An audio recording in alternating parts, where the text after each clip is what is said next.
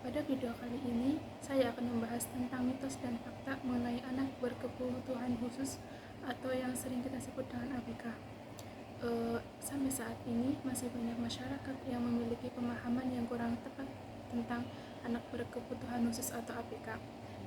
Ada yang menganggap anak berkebutuhan khusus itu tidak bisa belajar, tidak bisa mandiri, bahkan ada yang menganggap kondisi mereka itu akibat dari kesalahan orang tuanya.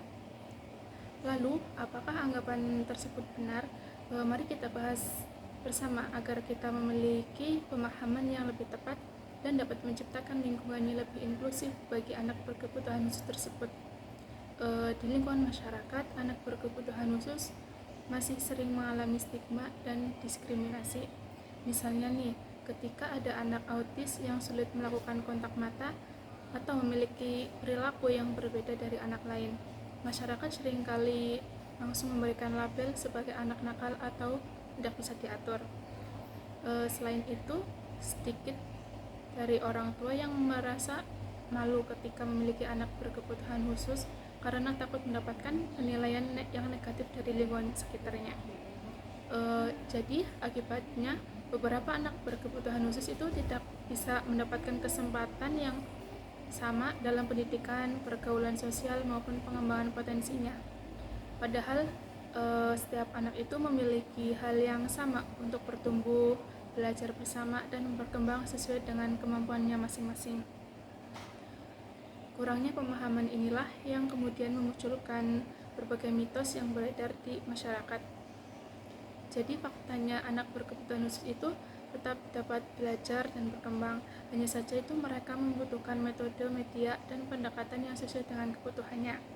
Sebagai contoh, anak dengan autisme mungkin membutuhkan bantuan visual dalam proses pembelajaran, sementara anak tunarungu membutuhkan komunikasi yang disesuaikan seperti bahasa isyarat atau media visual lainnya.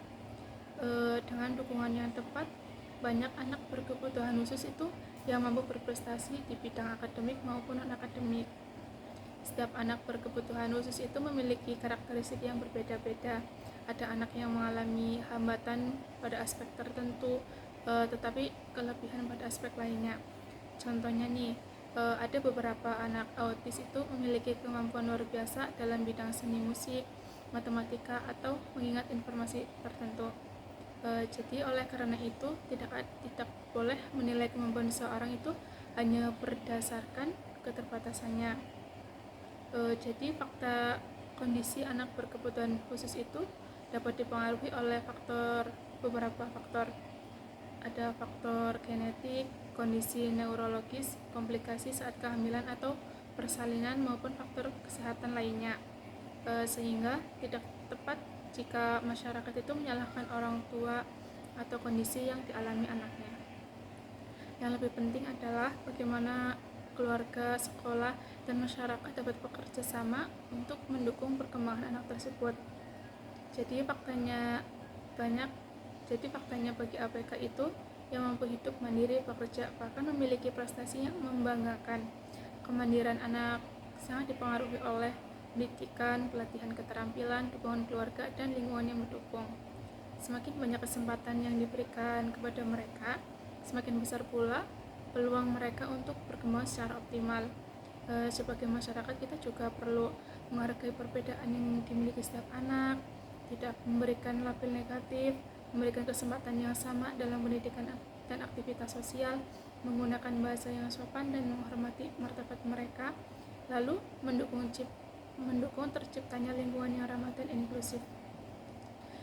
Dengan cara tersebut, anak berkebutuhan khusus itu juga dapat merasa diterima dan lebih percaya diri dalam menjalankan kehidupannya.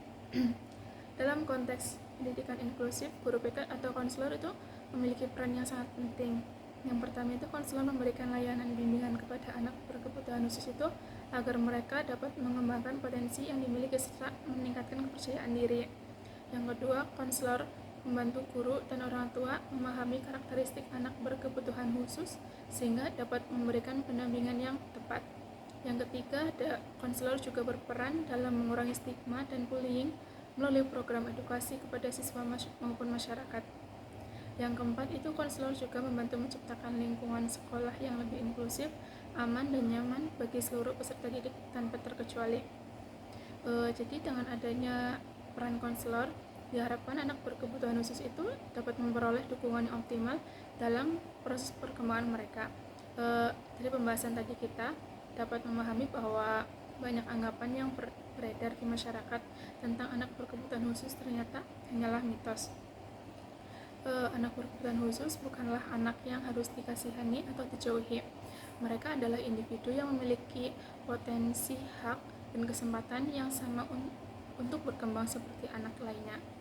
Mari kita mulai dari diri sendiri untuk lebih memahami, menghargai, dan menerima keberagaman yang ada di sekitar kita. Karena lingkungan yang inklusif tidak hanya membantu anak berkebutuhan khusus berkembang, tetapi juga membuat masyarakat lebih menjadi peduli, menghargai perbedaan, dan lebih manusiawi. Cukup sekian, kurang lebihnya mohon maaf. Wassalamualaikum warahmatullahi wabarakatuh.